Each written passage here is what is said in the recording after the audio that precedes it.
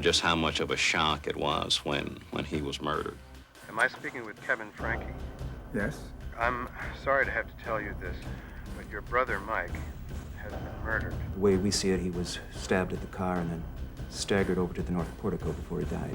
Believe me, we will do everything within our powers to find the perpetrator of this crime. It's very important in a case like this not to let the public know everything. In other words, no talking to the press. My brother had told me that he had found something in the corrections department and that he was going to have to clean house. Now, I think that has something to do with his murder. Don't get involved with these people, Kevin. They're dangerous. What people? I think you're being followed. What do you mean? The yellow cab.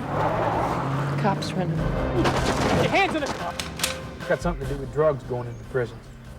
I think your brother knew about it. No, this is not off the record. I want to talk to somebody about what's going on. Do you know who killed my brother?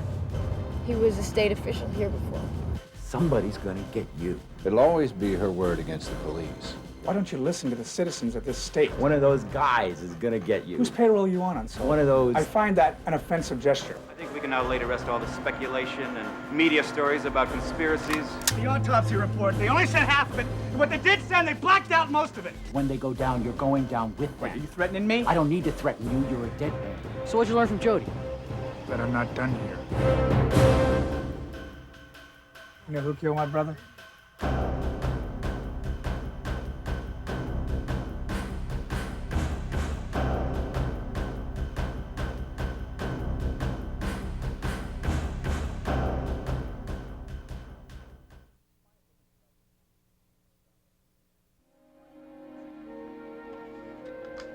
Find a different sub for plumbing on the Sunnyvale job.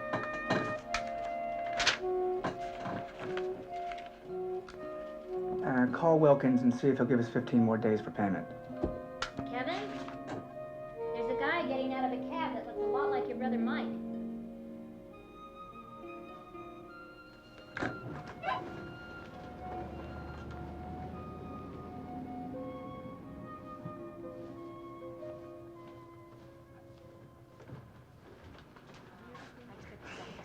What the hell are you doing here? I don't know. Oh. Hi, Katie. Hi, Mike. How you doing? Oh, this is Sandy Wilson, my brother Mike. Hello. Hello, nice to meet you, Sandy. Come on, I'll show you around. Yeah. Linda Maloney, it's my brother, Mike. Hi. Maloney. Merle Sorensen, my brother. Hi. Nice to meet you, Merle. So where's Bengta? Bingta, that's my wife. She's in Oregon. I was in Atlanta. I'm going home tomorrow, but I hadn't seen you in a while, and I thought my brother needed a hug here, huh? My little brother. Business looks good? Yeah, gotta stay on top of it every minute, you know. Falls apart. Move and shake. Move and shake.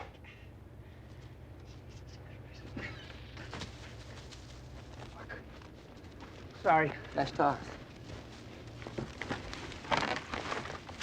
Careful of snakes. How's Oregon? It's not New Mexico.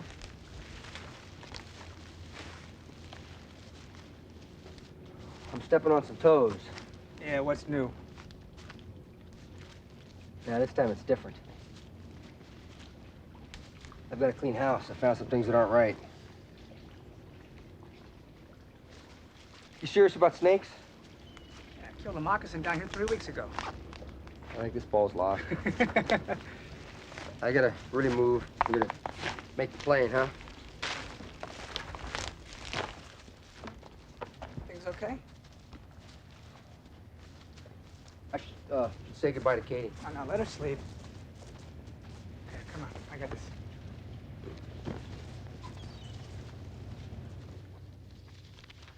Well, I think I like the one with that patio.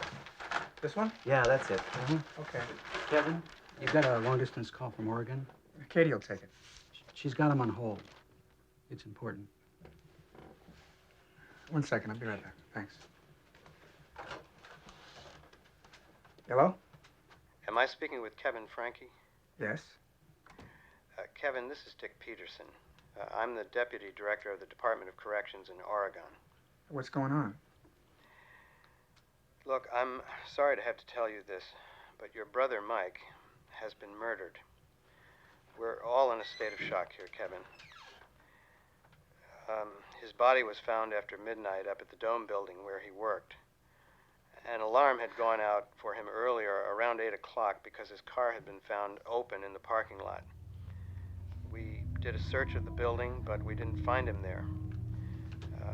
He was shot, I believe. At least that's what I heard. His wife, Binkt, is apparently out of town at her mother's. Do you happen to have that number? Kevin? Are you there? Kevin? Yeah. Hi, I'm Jim Gleason. I work for your brother. We've already got your brother Pat. Hey, listen, I'm very sorry about this. What do you know about what happened? Did they tell you Michael was stabbed in front of the Dome building? I heard he was shot. No, I think he was stabbed yesterday evening around 7 or 8 o'clock. Me a big one.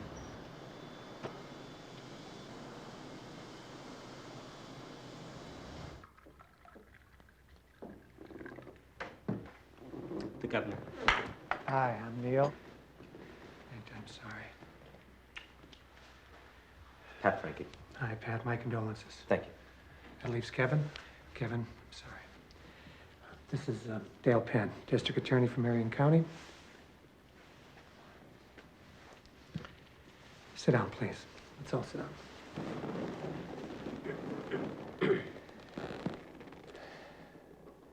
I want to say how deeply hurt and troubled I am by Mike's death, and to tell you that if there's absolutely anything we can do for the family, that the state of Oregon can do, we'll be more than happy to do it. And let me stress this. You're not to worry about your expenses through this whole thing, all right? We're as much a family business here as we are a state government. And believe me, we will do everything within our powers to find the perpetrator of this crime. You think it was one person? Dale, why don't you tell these good people what you can at this time, please? Well, there's not much, actually. Your brother's car, your husband's, ma'am, was parked in front of the Dome building. The way we see it, he was stabbed at the car and then staggered over to the north portico before he died. A window was broken there as if he tried to get in. I hope you understand it's very important in a case like this not to let the public know everything. The investigators have to hold back a certain amount just so they have something to check witnesses' stories against. In other words, no talking to the press. Is that agreed?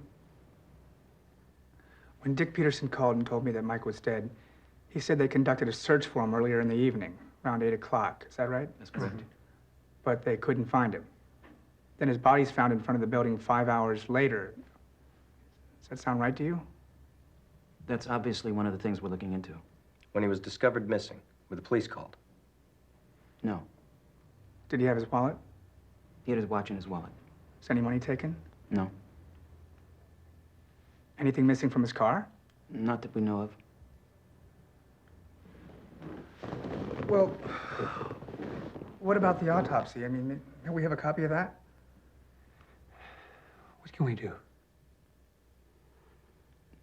You're going to have to trust us on some of these matters. We're at the very early stages of this investigation, and at this point, we're not even certain of everything we have. Does that mean no? For the moment, I'm afraid so.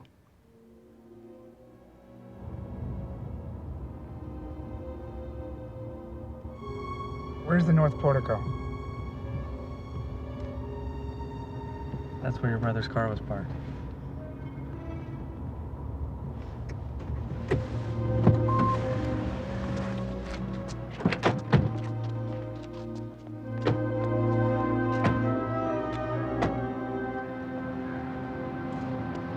Coming? Yeah, in a minute.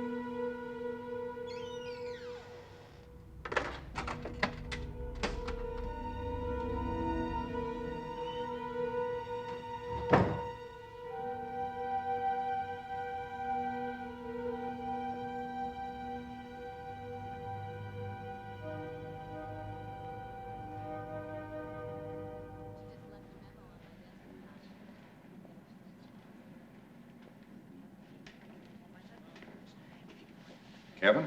Yes. Jack Stewart, head of the criminal division, state police. Was just telling the others how sorry we are about this business. Oh, excuse me. Kevin, this is Mary Flynn, Mike's secretary. Hello. Mike spoke often of you. Look, we can't get into his office until the police are out, so why don't we just come back? Yeah, okay. And Kevin, this is Sergeant Gordon Unsold. He's in charge of the investigation. Under my direction, of course. Can I speak with you for a minute? Yeah. Over here, if that's okay.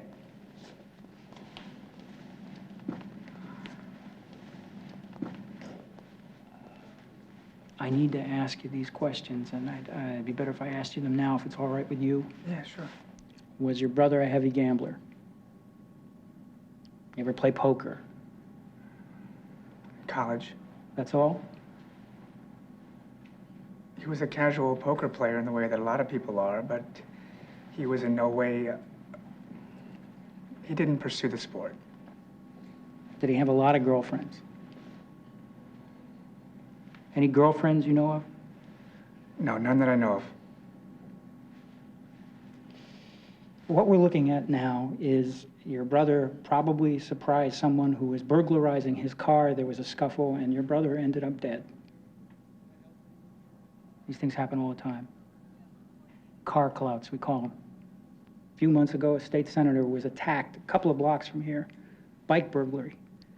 Now, if they kill you for your bike around here, they certainly kill you for your car.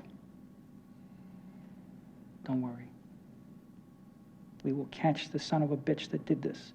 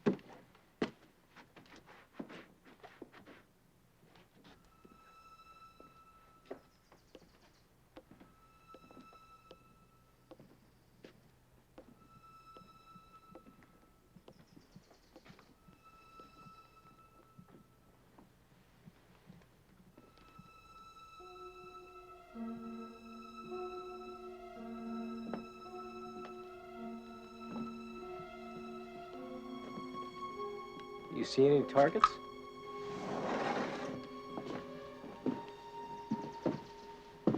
No clay pigeons, nothing. You know about this? He checked out a riot gun last weekend. This a habit of his? No. What was he shooting at? He wanted to get the handling down. It's not just any shotgun. I mean, you can wreak havoc with it if you don't know how to use it.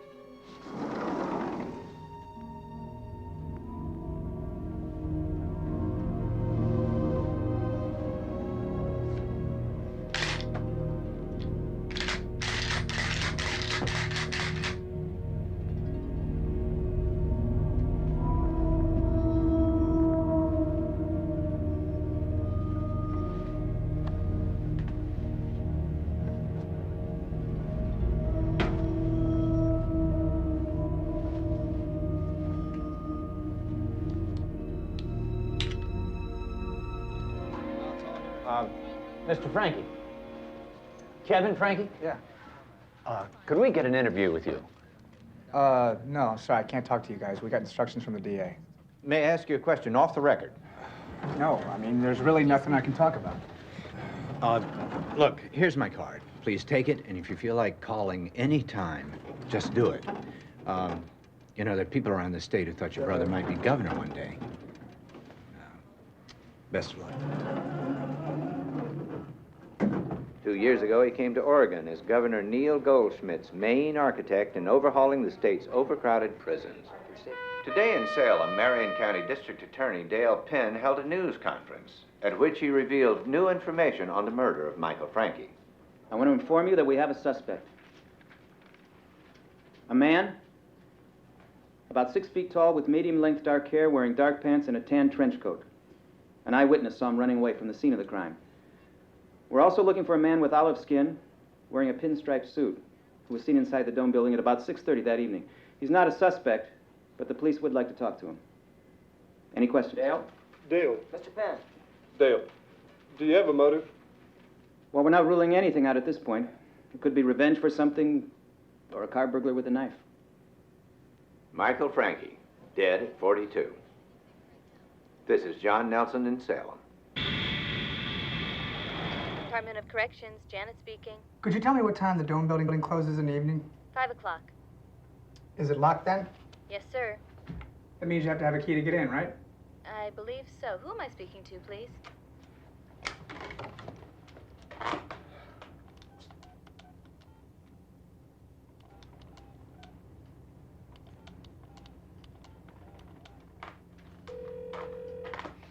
Oregon State Police.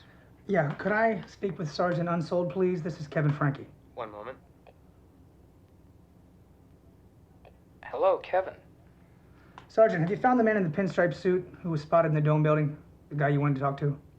No. Do you know who he is? No. Is he a suspect? No. Why not? There's no reason to believe he had anything to do with the murder of your brother.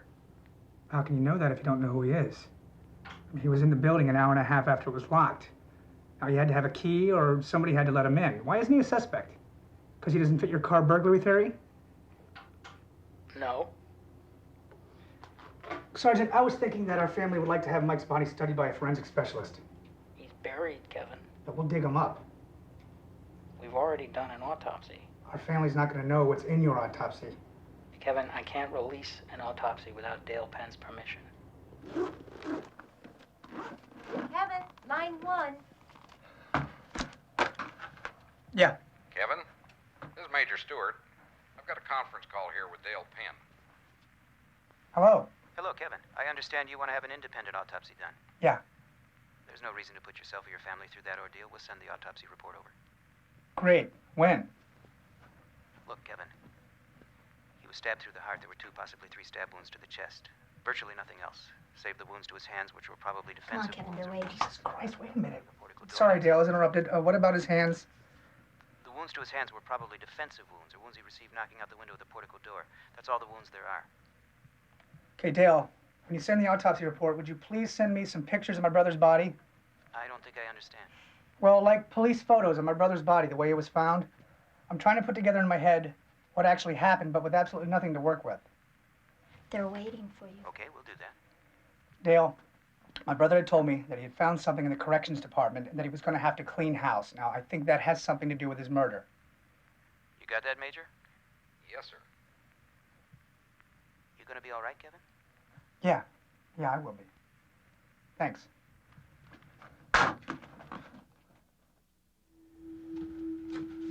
This what you're looking for?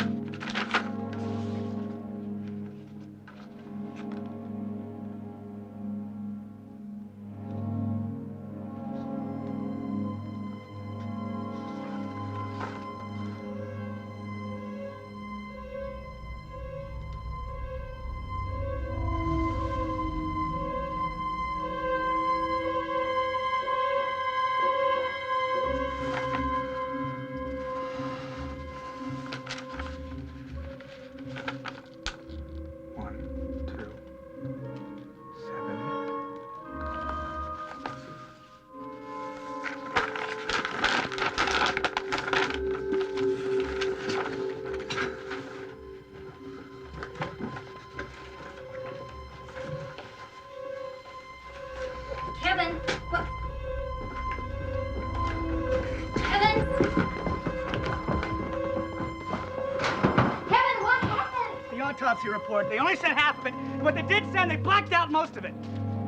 Let's talk about What the fucking talk about? Shut up!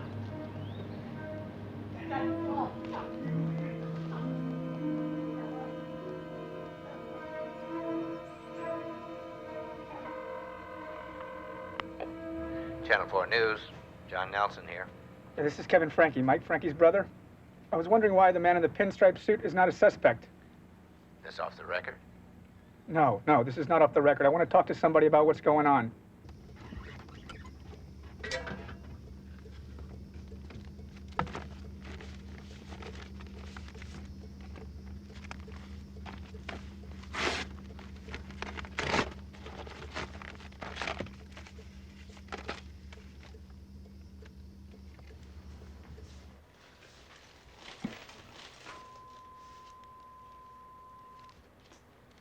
A week after Michael Frankie was murdered, investigators released a description of a man observed running from the scene.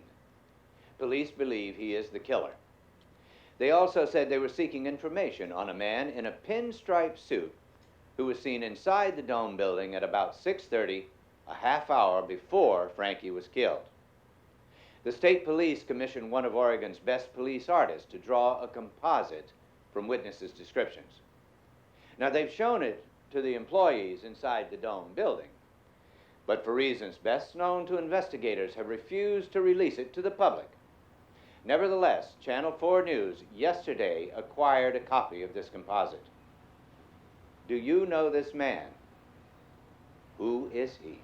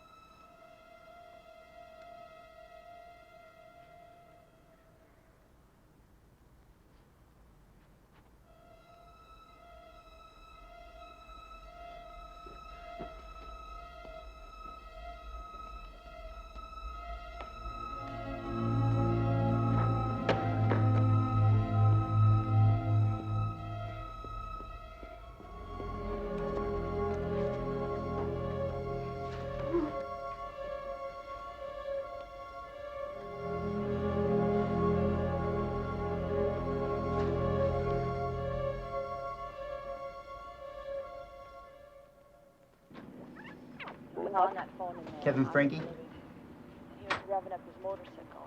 I heard Kevin! How you doing? Fine. You? Listen, do you know who the man was that saw the guy running away from the dome building? You know, the witness that the cops talked about? Want a cup of coffee? Okay, I'm ready. No, just here. Yeah, you're fine. Kevin Frankie, why did you move to Salem? I'm here to investigate Mike's murder. You're not satisfied with the job the state police are doing? I just think they're spending too much time investigating the idea that my brother's murder was the random act of a lone car burglar. But Mike told me shortly before he was killed that he found something in the corrections department and was going to have to clean house. I think that he uncovered a criminal element in his department and was killed to keep it from being exposed. Did you give this information to Marion County District Attorney Dale Penn? Yes. Yes. Look, there's no evidence at all of a conspiracy that involves Michael Frankie. I'm not involved in a cover-up. It's my #1 goal to solve this case. More than 2,000 people, most of them students, marched in Estacada today to protest drunken driving. A mother and 3 children were killed earlier this week when they were struck from behind by a suspected drunken driver as they walked along a highway. Sunshine and blue skies for tomorrow's Rose Festival Parade. Marty Edwards with the weather after this.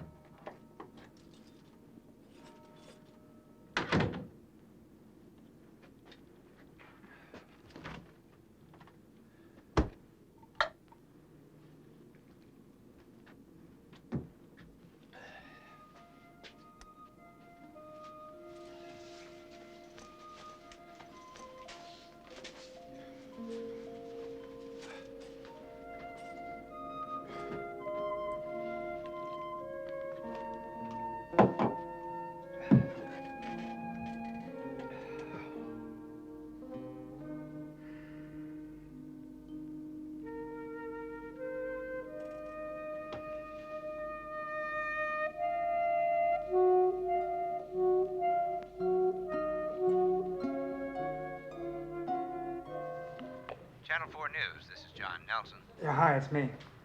We found the witness. He's a maintenance man at the Dome building.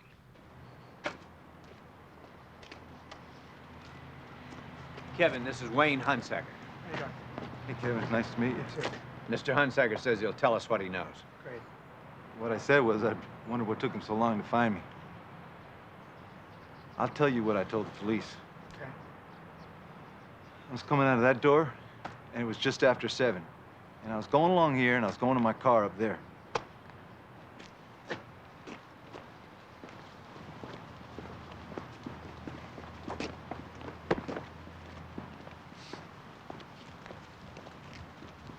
It was right about here that I heard this sound. You know, like somebody had his breath knocked out, you know, kind of a grunt sound. And I just turned. And just for a fraction of a second, I saw 2 guys facing each other by that sign there. And then they separated. The one guy, he runs off that way. He stops at the street. He walks across it, goes out behind that generator, and comes around that building there. At the same time this guy takes off running, this guy, he turns, walks across there, and then up the steps. The police think the guy who walked up the steps was my brother? Yeah. Did you identify him as my brother? No. What about the guy who ran? I mean, his back was to me. I saw him for a second. You know, he looked like a businessman to me. You know, he didn't look like nobody that came from underneath the bridge. Could you identify him? No. How big was the guy who walked up the steps? 6 foot, give or take an inch, maybe 175, 180 pounds. Was he wearing glasses? I couldn't see that. If I stabbed you in the chest, you'd double over, right? Yeah, but it wasn't like that. I mean, it was just like 2 guys who were standing there talking to each other for a while. Just normal conversation. Sergeant, I spoke with Wayne Hunsaker, And I was wondering why the man he saw walking up the steps to the dome building wasn't as much a suspect as the man he saw running away. Your brother's body was found in a portico, that's why. Yeah, but the man Hunsaker saw walk up the steps hadn't just been stabbed through his heart. You don't know that. You think I could stab you through your heart and you'd casually walk away? The guy Hunsaker saw did not even use the banister going up the steps. Look, your brother left his office at a certain time. There's a time frame here. Now, in all probability, the man Hunsaker saw was your brother. According to Hunsaker, the man he saw was maybe 6 feet, 180 pounds at the most. And my brother would have been 6'5" in his cowboy boots, which he was wearing at the time, and 235 pounds, and that's a 55-pound difference. Now, my brother was wearing glasses. Hunsaker didn't see any glasses. Hunsaker's general description of the guy isn't even close to the general description of my brother. Now, come on, don't you think we can work with a higher level of probability than that? How about my brother was already dead up on the porch when Hunsaker saw his two men? What about the sound he heard? Maybe that was Mike up in the portico collapsing. I don't know. Shit. Where's his knife? The guy running away, where's the knife? Huh? Hunsaker turned when he heard the sound, and the guy runs away. Where's his knife? Hunsaker did not see a knife. If your brother's already dead up on the portico, what is this guy doing going back up there? If he were the murderer, he'd be getting out of there. What if it was a person who worked in corrections? What if it was somebody who could account for his being there? If interrupted, he would say, oh, geez, I just found Mike's body here. You think of that? Kevin, we're this close. You still think it's just one man that did this? Be patient. We've almost got it. We want to know everything. Staff involvement. Hey, listen. There's an attorney in the building here who says he has something we might be interested in. He defended a woman who shot her sometime boyfriend a couple of weeks after Michael was killed.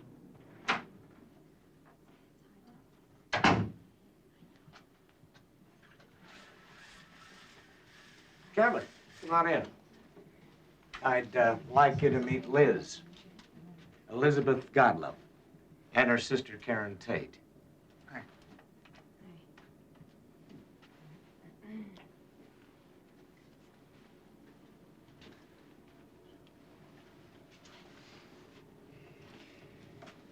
Okay. Gary, you can just see her outline, right? Can't see her face. We hope this will protect your anonymity. Comfortable? Fine. Did Tim Natividad ever talk about killing someone? What he said was, he was threatening to take my life, and he said that he could kill me very easily because he had killed a man before.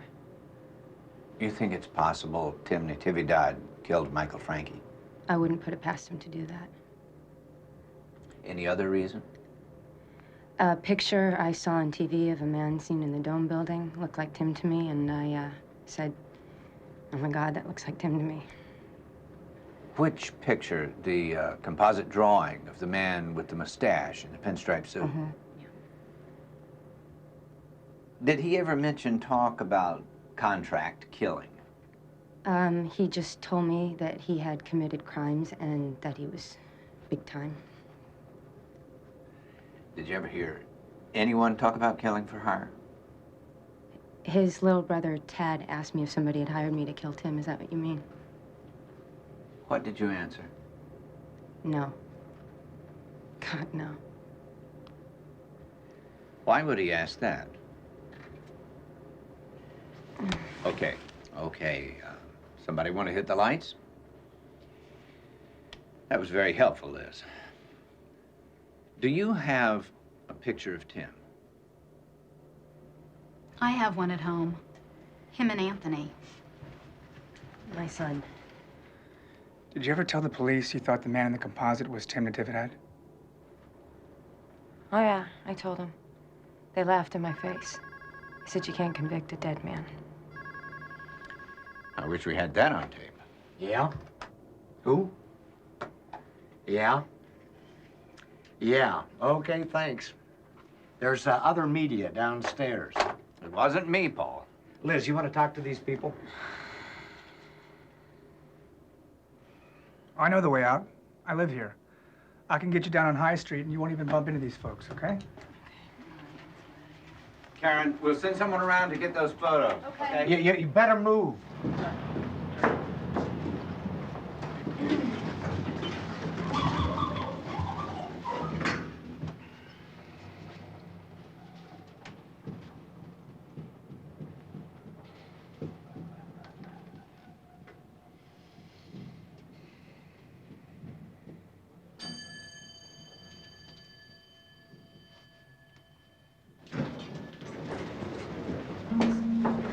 Liz?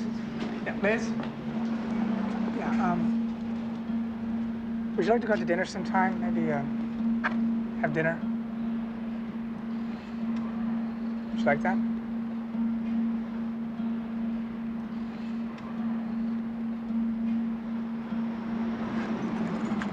I'm moving tonight and tomorrow, so this is my new address. Friday, 6 o'clock, okay? Sure. Hey, you got a phone? No. Thank you. Yeah, nice to meet you.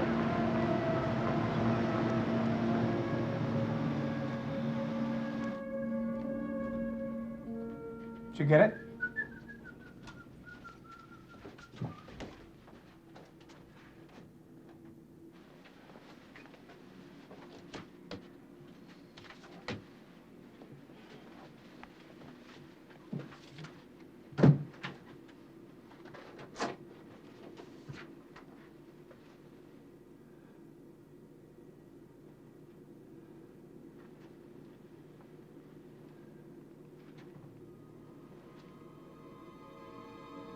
That's him. That's him. Gee, that's Jesus. That's him.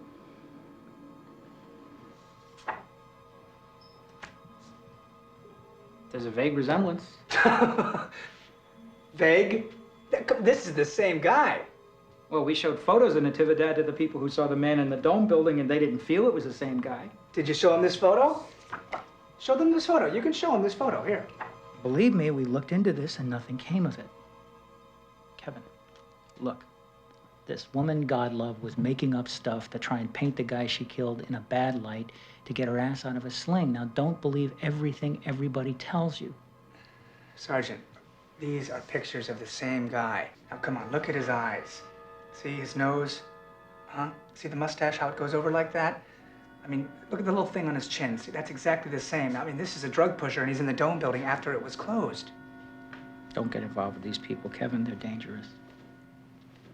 What people? You have no idea what you're getting into. What people are you talking about?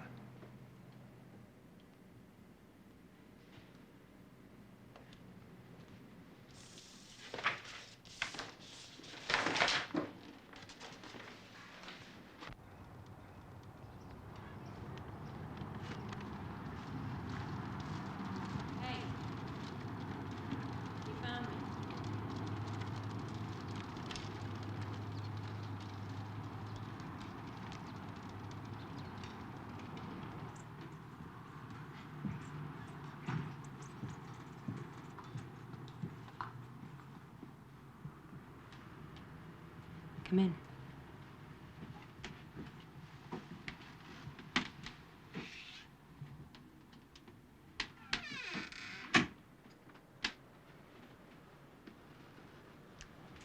You want a beer? Sure.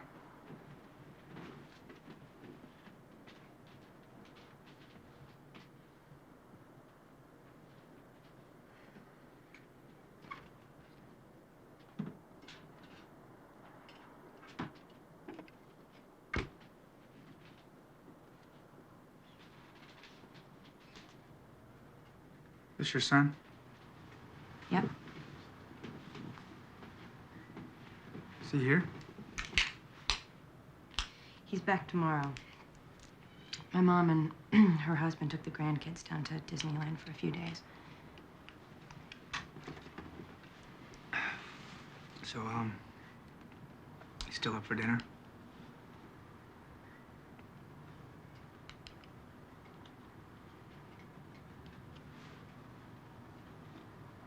Show me your place.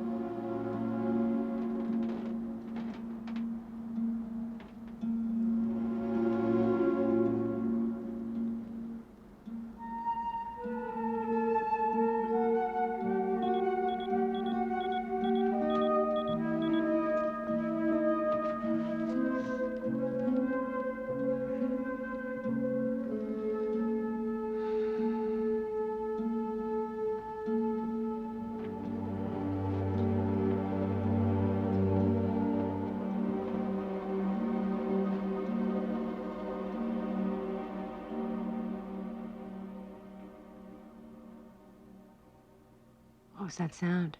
It's my beeper. I gotta make a call. Mine's shut off.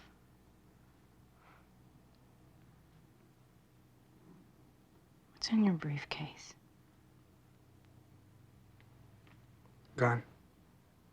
Do you mind?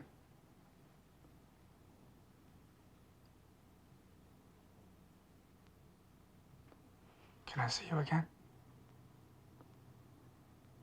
I'm here.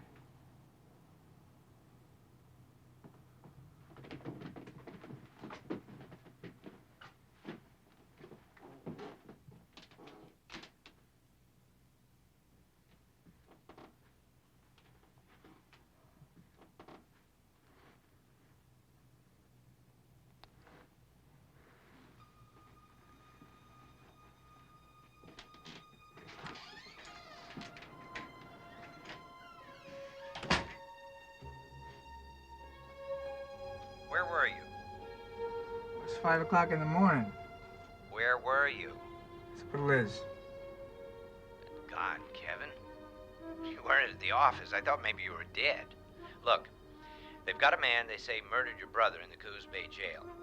Frank Gable. He's been there a while. Now, he was picked up on other charges, and we're on our way up there for an interview. Thought you'd want to know. You ever heard of him before? No.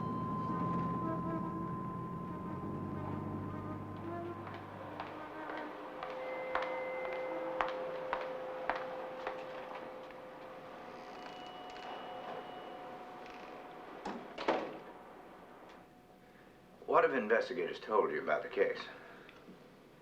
They say they have their case. They have these certain people rolling on me. Cappy Harden and some girl, Jodie Swearingen, saying she's seen me run away from there.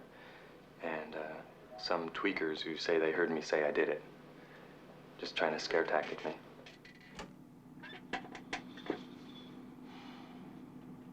Who are the people that saw him do it? Cappy Harden, Pusher, there he is. His girlfriend Jodie. She's what they call a bag bitch. She goes with the guy who has the drugs.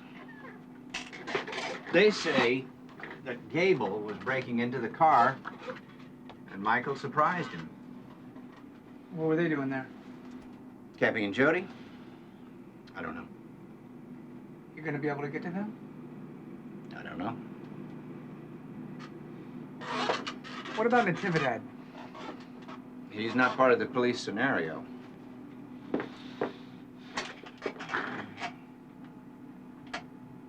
What are you thinking?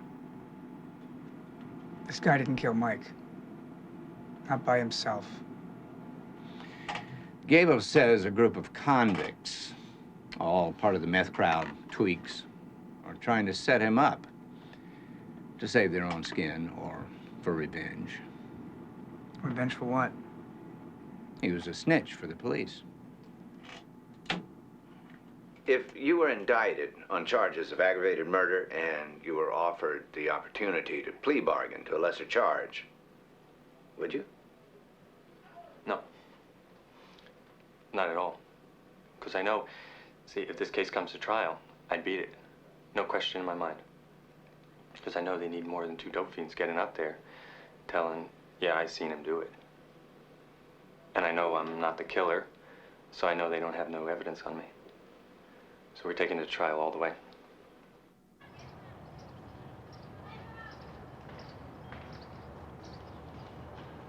Hi. Hey.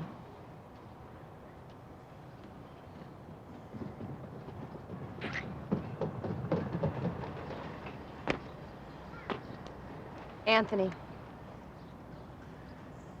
Anthony, come here. Come on, Anthony. Anthony. Anthony.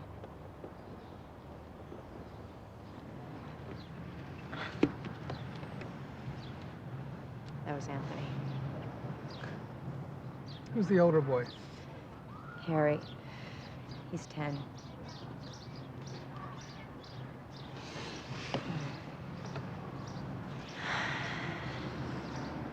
Do you know who Frank Gable is? No. Cappy Harden? I've heard of him. From Tim? Yeah. You remember anything about him? How about Jodie Swearingen?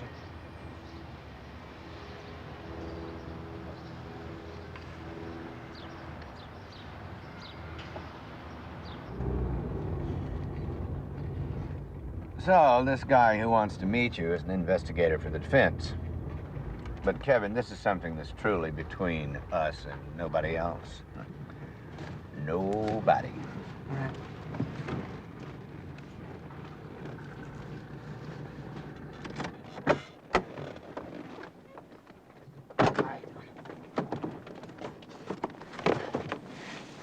There you go. Okay. Kevin, this is David. It's nice to meet you. The swear-engine file and everything we've got on the Tividad. Anything you can do to help us out in that area would be appreciated. And I think we'll be able to get you Jodie. What's her story? Well, she says she was at the Dome building with Gable while he was jockey boxing cars, and she called Harden to come pick her up. He drove up just in time to see Gable kill your brother, who had surprised him in the car. She's 18, and every time she tells a story, it's a little bit different. She in custody? She reports in once a week, and she stopped doing it. What does that mean? You can't tell with these people. Those are copies of the autopsy photos. It's nice to meet you. Thanks. See you, David. See you later. What's jockey boxing? Going through glove compartments. Want to get something to eat? No, I think I'll walk back. I just want to look at these, you know? I'll be a bit. Later. All right, see you.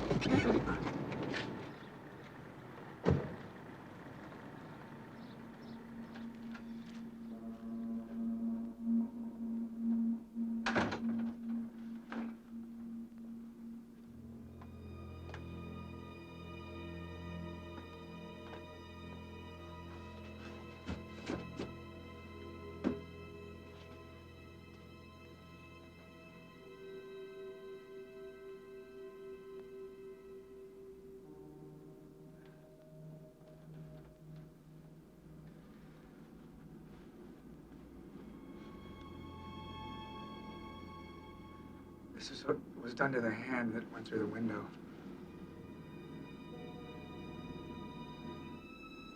Some bruises here.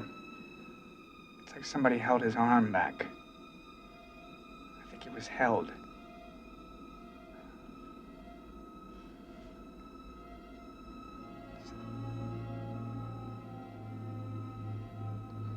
I think somebody punched him in the face and, it broke his glasses.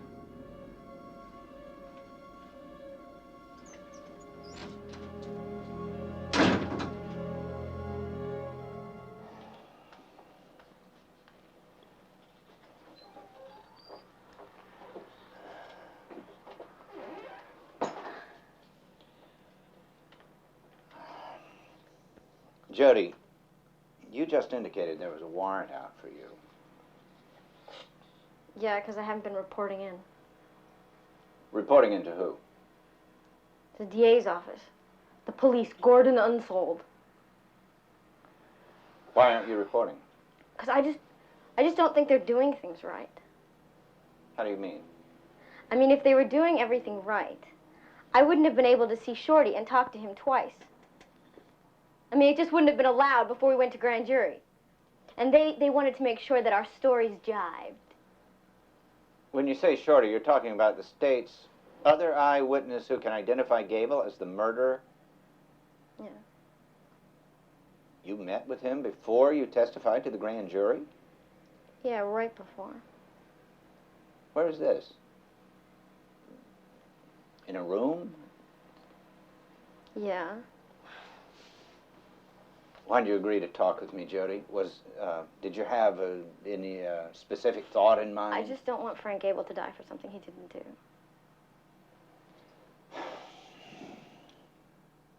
See this file? This binder right here. Yeah. There's over 36 entries in it. Now, over 2/3 of these are statements that you apparently made to the police. Yeah. Well, according to some of your statements, you said that you met Frank Gable the first time on the night Mr. Frankie was killed. That's not true. Did you meet him before or after Michael Frankie was killed? After. Could you tell me why you said all this? Because it was what everybody wanted me to do. And they were not going to let me get out, have any freedom, until I went to the grand jury and said something to grand jury. I mean, I lied. They wanted this thing, or they wanted this thing over worse than anybody does. How do you know that? Are you able to explain that to me, or is it just a feeling that you can't explain, or what? Frank Gable is an scapegoat. And I mean, man, I don't want to go into this anymore because all I wanted to do is say what needs to be said to let Frank Gable off the hook and whatever, because he didn't do it. Watch my lighter on. You know, some people might interpret it that you're telling me all this just to get him off, as opposed to that he didn't actually do it. Well, he didn't actually do it. So you're not just trying to change your story? No. Because all of a sudden you had a change of heart. No! That's not it! What it is. I'm not going to be in at the trial, okay? That's it. That's all. What do you mean? Why aren't you going to be at the trial? Because I don't want to be at the trial, and I'm not going to be. So you just want to set the record straight before you leave? Yeah, or before I die, whichever one way or the other. Will you go away? Hold on. Wait a minute. Wait a minute. Wait. Go away! I said everything! Why do you refer to that you might die? Because I'm not going to jail. Did you see anybody at all? Anybody kill Michael Frankie? No. I don't want to answer that. Jesus fucking Christ. All right. By you not answering it, you know, it just sort of leaves it open that you may have seen somebody kill him. No, it leaves it open for either way. Whereas, it doesn't matter. If you just said, no, you didn't, that would indicate that you didn't. Right. Go away. Did you know Tim Natividad? I don't know why you even bring that name up. Because his name's been in the news recently. Can you turn off that? Just turn it off. Gary, okay. She see anything more about Tim? She was pissed off I brought him up. She knows more about him. Kevin, she got out of there, man. I couldn't talk to her anymore. Well, they're gonna have to drop the charges against Gable now, right? Everything she says destroys her case. They'll probably just say she didn't want to be labeled a snitch. What about getting her and Hardin together before the grand jury? That's illegal, isn't it? It'll always be her word against the police. They'll say it didn't happen, or they'll say they were instructed not to talk about the case, and of course they didn't. And people will believe them because they need to.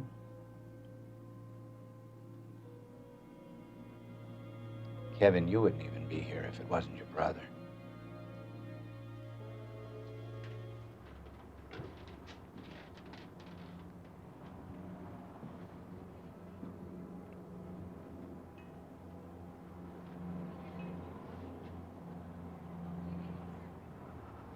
John got the interview with Jodie.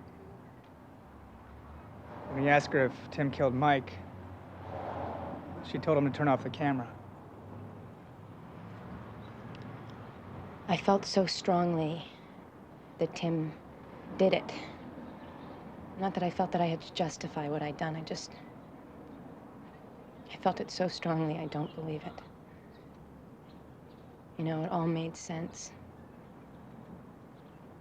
Tim came in one night real close to all this, and he had a wound on his leg, and he told me he'd been in a fight.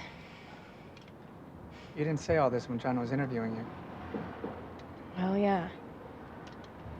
I know a lot more, I think, but I don't want to go on TV with it because the Natividades live here in town, and I'm scared to death of them.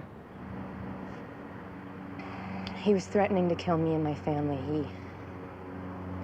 He had a gun to my head for more than an hour. He was trembling. And I thought I was dead.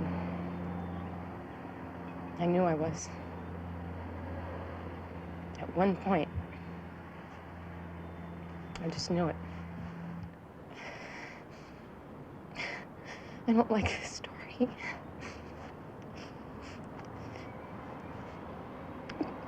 Tim flew off the couch, and I was just shaken. And he goes, "I've had it." He goes, "I'm gonna get your family. This is it. He's gonna kill us." And I'm going, Tim, like, no, stop. And he's just looking around and he says, "Where's my gun?" And I just, oh, God. There was a gun on the bed along with a lot of other stuff, and I grabbed it, and I remember running around like I don't know what to do. I mean, I think I was just gonna leave, you know, I was just gonna get away from him.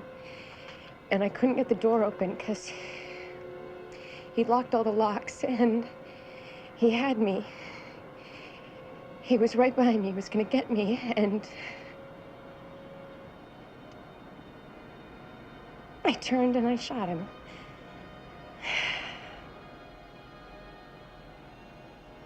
I shot twice. I didn't even think I hit him, you know. Because I don't know guns, and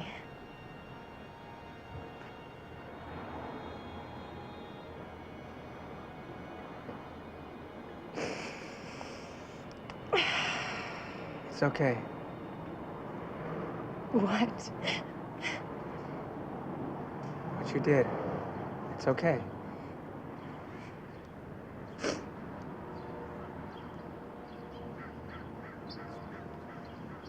I think you're being followed.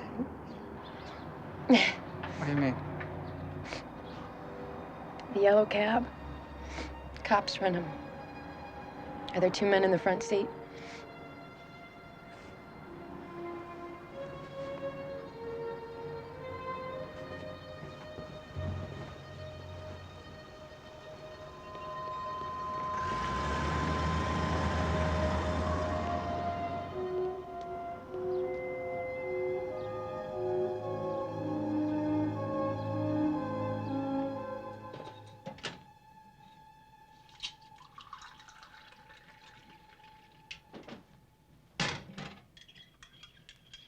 Bob Crace. Bob Crace? I never saw him with Tim, but he used to hang out with TJ, Tim's big brother in the old days. I think he's somebody you could talk to.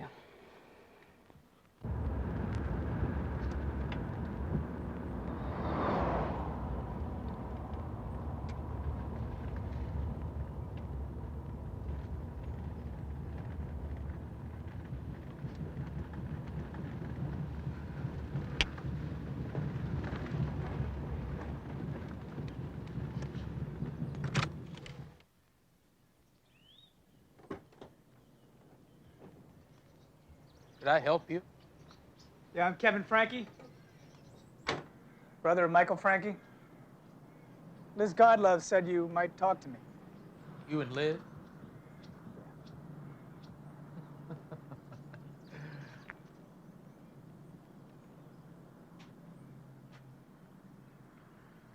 What do you want to know? Anyone live in this trailer? Mice?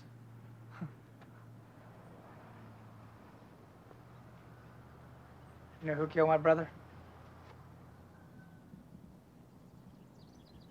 Well, I will tell you this. About 2 weeks after the murder, T.J. Natividad shows up here trying to sell me computer tapes. They got Department of Corrections stamped across the bottom of them. Where'd you get these, I say? My brother killed Michael Frankie. He said that? Yeah, he said it. Also said Tim got $40,000 to do it. You tell the police? Eventually. Gave me a lie detector test.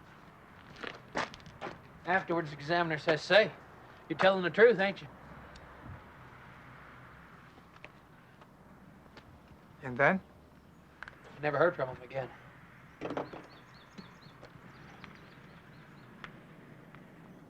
What was on the tapes? Well, I heard they were snitch tapes. What's a snitch tape? Immunity agreements with snitches. I guess somebody wanted to know who was giving them up. Who? Do you know who? No. Well, how would they know my brother would have them? Well, they'd also have to know he had him on that particular night, wouldn't they? And who's gonna know except somebody in the Department of Corrections? Every time those investigators came around here, I tried to explain why correction officials are involved. It's got something to do with drugs going into prisons. I think your brother knew about it. Like the cops wanted that part to go away. Do you know anyone else who spoke with the police? Natividad just popped into my life. One day he calls me on the phone. I never even knew him before. I was at my wife's house. In October, before Frankie was killed, he starts talking to me about how I could take out people who had fucked me over. He's baiting me, you see? Because the next call, he starts saying how he can get me out of here. To take out somebody, if I don't mind who the target is. He says he'll get me paid if I don't mind where the money's coming from, since it all comes from the same place anyway. Do you know who he wanted you to kill? He said Top Man was getting too big and needed his horns trimmed. He says nobody will ever find out who took out Top Man. And he was going to get you out of prison to do this? Yeah. And pay you? And guarantee that nobody'd ever find out? That's right. How could he do that? He asked me what I think. Yeah. I thought it was coming down from corrections.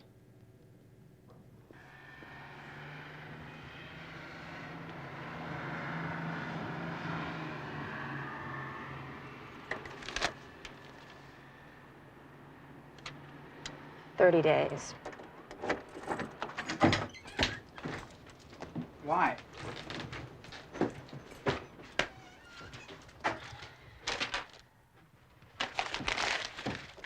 Got any money? About $400. I'm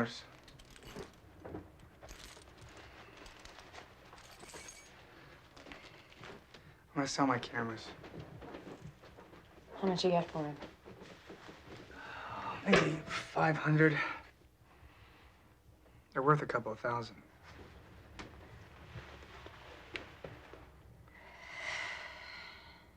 Liz, would you talk to John again? And maybe say some of the things you didn't say? They're framing this guy, Gable. You know, these guys, these friends of Tim's, I figure they're just gonna knock you off, you know? No problem. I figure they're just gonna come into my home and they're just gonna kill us all.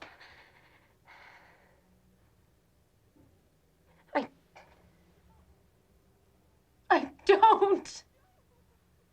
I don't.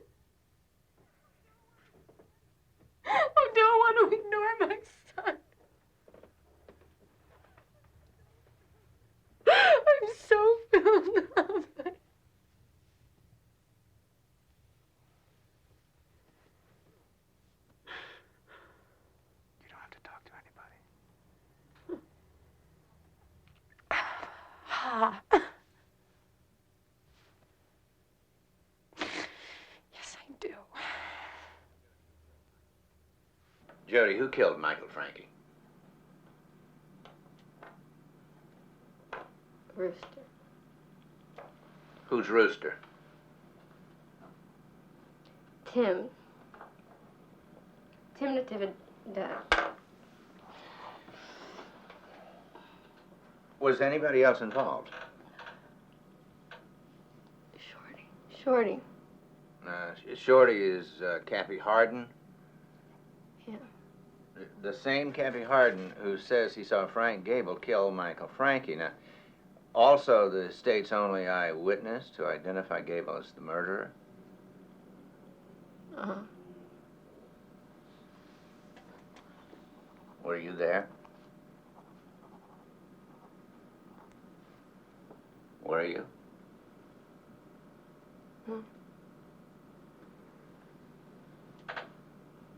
Jodie Swearingen could be trying to throw suspicions on a dead man in order to get out from under the informant label, don't you think? But Jodie Swearingen is not the only person who believes that Tim Natividad may have been involved in the murder of Michael Frankie. His former girlfriend, Elizabeth Godlove, had this to say about her memory of that time. About then, the night of the 17th, Tim came home real late one night around 3 o'clock. Did you sleep? And he woke me up, and I noticed he had a wound on, I think, his lower left leg, and it was bandaged. And I asked him what happened, and he said he'd been in a fight.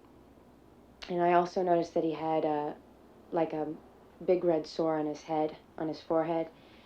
And I asked how he got that, and he said he bumped his head real hard and busted it open. Did he carry weapons? He almost always carried a boot knife. Almost always. How was he behaving the night he came in at 3 in the morning? He scared me real bad. His behavior was just unreal. He was really, he'd cry and he'd shake. And he was real violent towards me. He was freaked out of his mind. He was. What do you say to all the people who believe that Tim Natividad had something to do with the murder of Michael Frankie? Look, the state's position is there's absolutely no connection between Timothy Natividad and the death of Michael Frankie. What you're telling me is speculation and rumor. That doesn't make a connection. We've seen no actual statements about eyewitnesses to the murder or direct admissions by Mr. Natividad.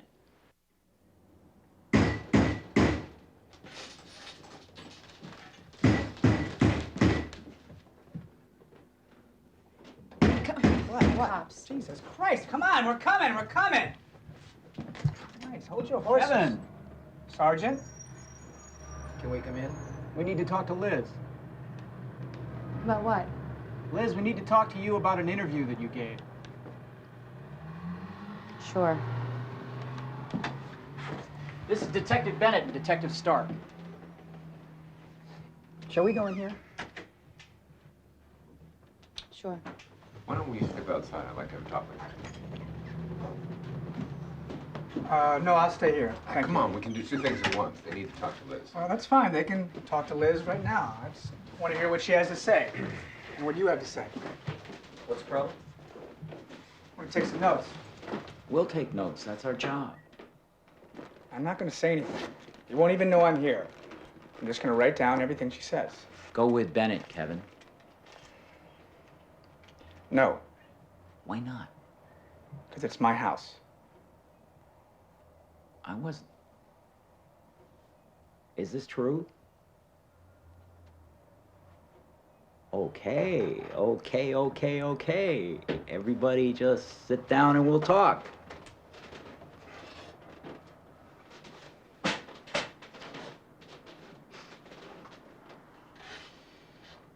Our concern, Liz, is how certain your memory is that Tim came home wounded on the 17th of January, the morning of the 18th.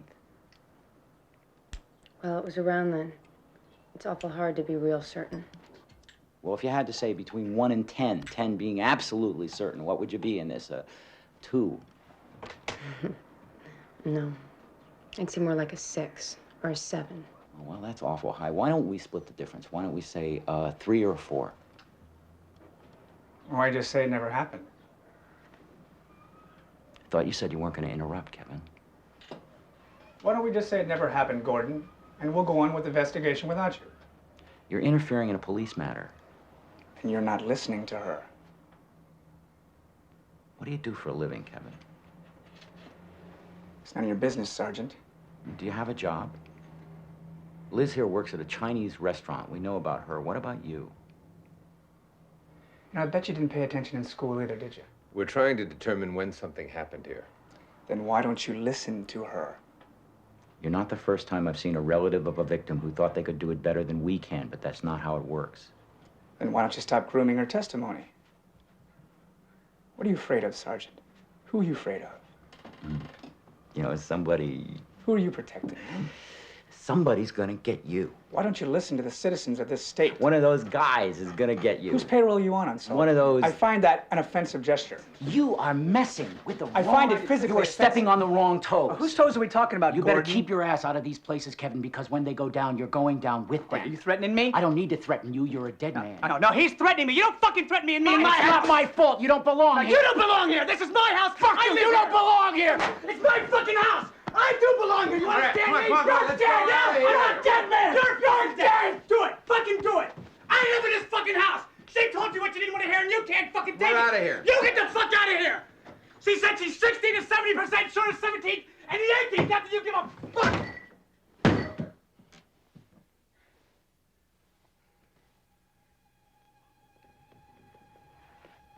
Go get dressed, hon.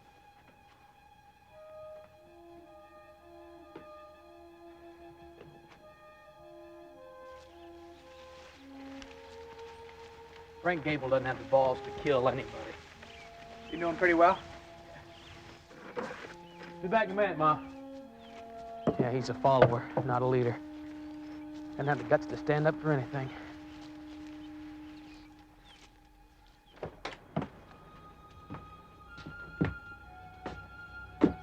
Here it is.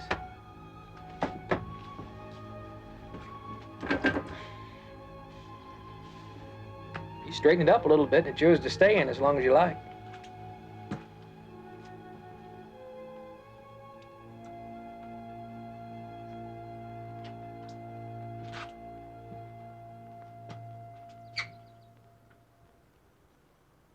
Okay. I don't think it'll happen. What? I don't think it's going to come out at the trial. What's not going to come out in the trial? Tim Natividad. His name will come up. It's not going to come up. What happens when Jodie gets on the witness stand? She's not going to say she thinks Natividad did it? Well, she's going to be instructed not to mention his name. By who? The court. Why? The prosecution asked it. What about Bob Crace? Liz? TJ? No, the jury's not going to hear his name. They're not going to see Natividad's picture and compare it to the composite? No. But Natividad is where proof of the conspiracy is. That's right.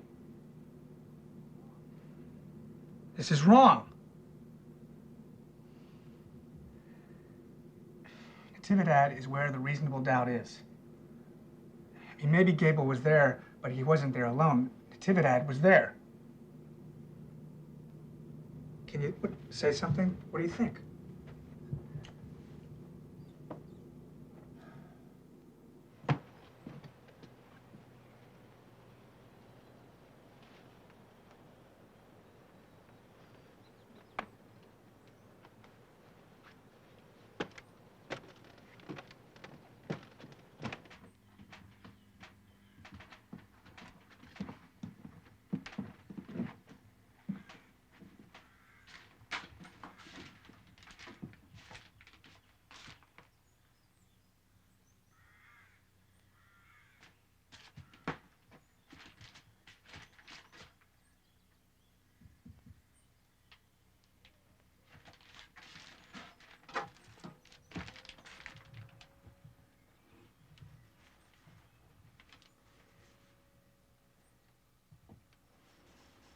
There you go.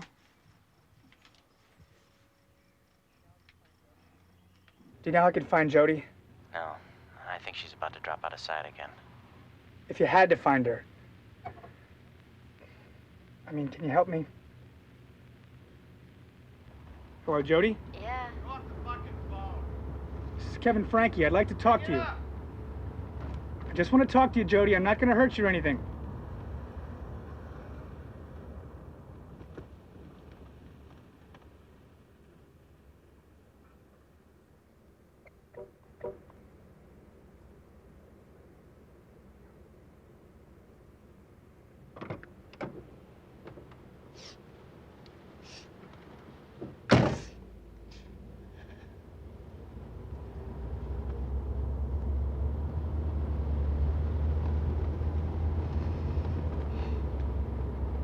Well, I bet you feel really fucked up about it. Oh, what? I've been thinking about this forever. It just goes on and on and on. All screwed up. I can't even talk. Everything's gonna be okay, they said. You believe that? Who said that? Fucking cops. Those polygraph tests are so fucked. They are. They aren't for real. Unsolved is so mad. He was slamming things around the room. He thought he was gonna intimidate me. I was laughing at him. He was spitting on himself. He was so pissed. They're full of shit. You're all fucking full of shit.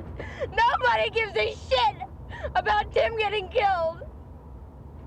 Fuck, you don't. You're living with the fucking bitch that killed him. You don't give a shit about that, do you?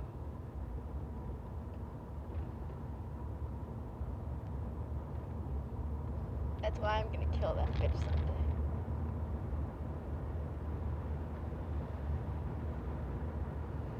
That's what I told the cops. I started saying, well, you guys don't give a fuck about people that get killed, that have to do with drugs and stuff like that. And on and on and on. What about Natividad, I said. What'd they say then? They stopped taking notes.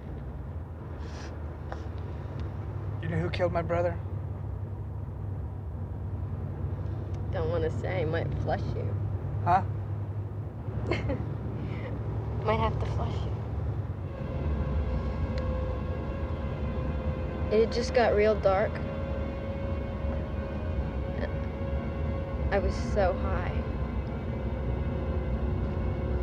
He kind of took long strides up behind your brother as he opened the car door and grabbed him, his left hand on your brother's shoulder, and he turned this way. And he stabbed him and stabbed him. Who stabbed my brother? Who? Jodie, who? That's the place Tim met that guy. What guy? A suit. Different. What guy? He got in trouble in the state when he left in Arizona or someplace. Because I saw his picture in the paper. He got busted some sex deal. Remember his name? It was in the paper. He was a state official here before. What kind of official? Remember his name? No, it was in the paper. Salem paper? Yeah.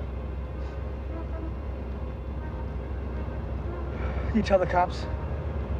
Yeah. What'd they say? Man, fuck them!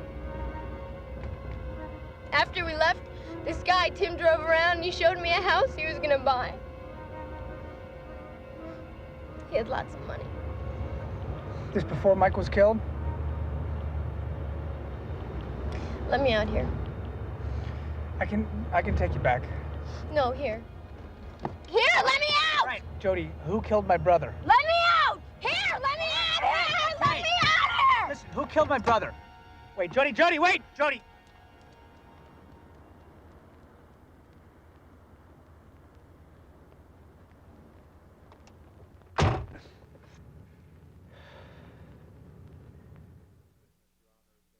First witness, Your Honor, is going to be Jodie Swearingen. Would you come right up here, Miss Swearingen?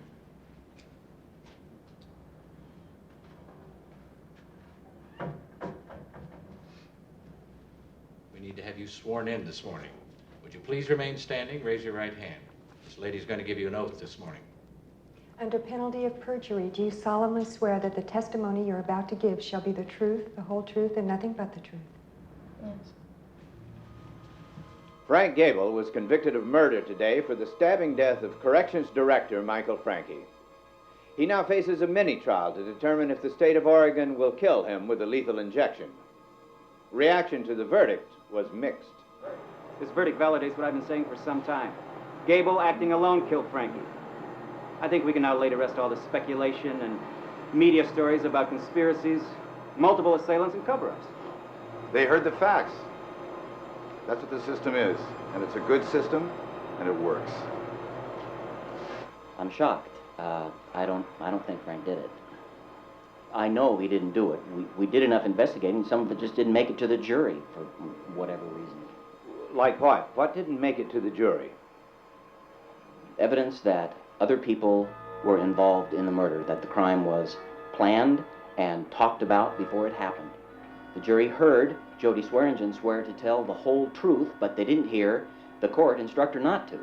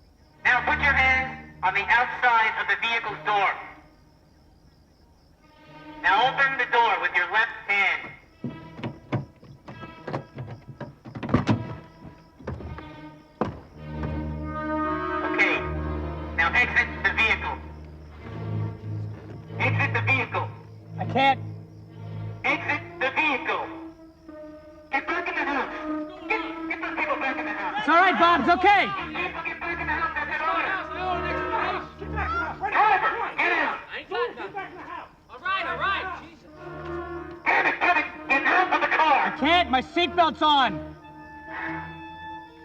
Driver, with your right hand, unfasten your safety belt and get out of the car.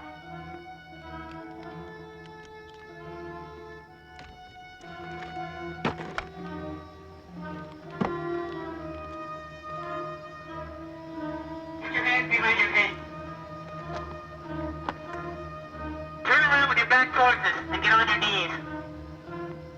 Turn around and get on your knees, Kevin. I'm not going to tell you again. No. I'm not gonna do it. Kevin! Lady, get back in the trailer. Kevin, are you all right? Yeah. Lady, get back in the trailer now. Kevin! No, Kevin! Anthony, go with your mom. No, come on, come on. Kevin! Anthony, it's okay. Go with your mom.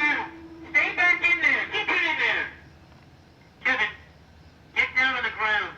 I'm not getting on my knees. All right, walk in the direction of my voice.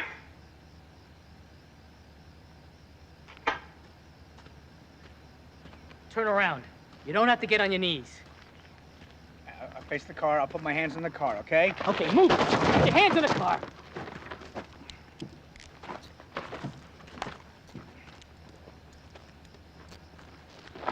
Where's your gun, Kevin?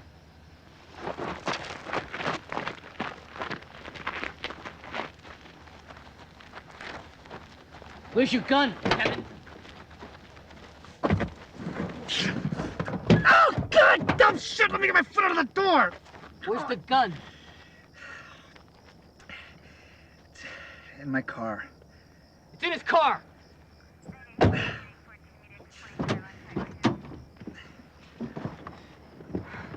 Don't move. Where in the car?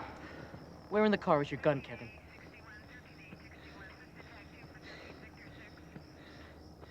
In my briefcase. It's in his briefcase. We got it.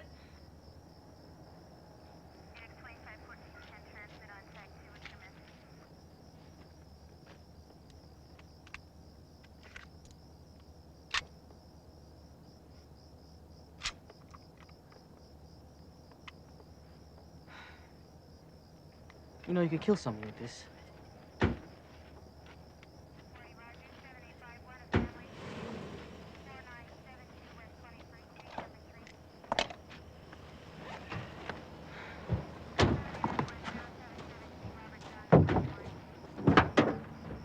Come on, get out.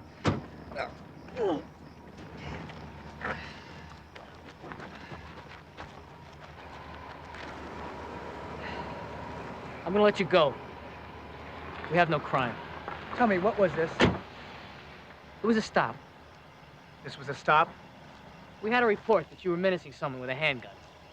I wasn't menacing anybody. So what'd you learn from Jodie?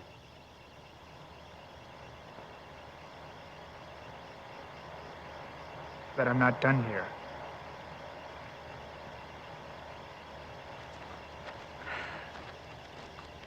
Be careful, Kevin. The next cop you get may not be as experienced as me.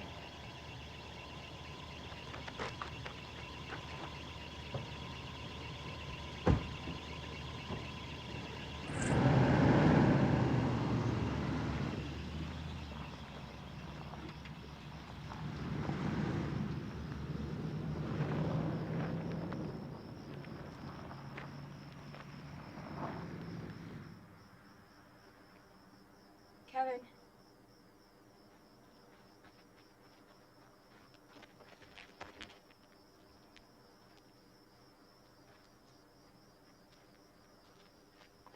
What was that all about?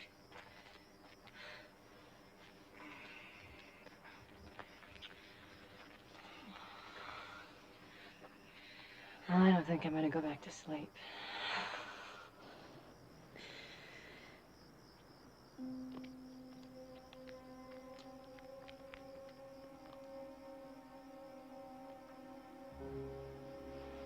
You okay, Kevin? Yeah.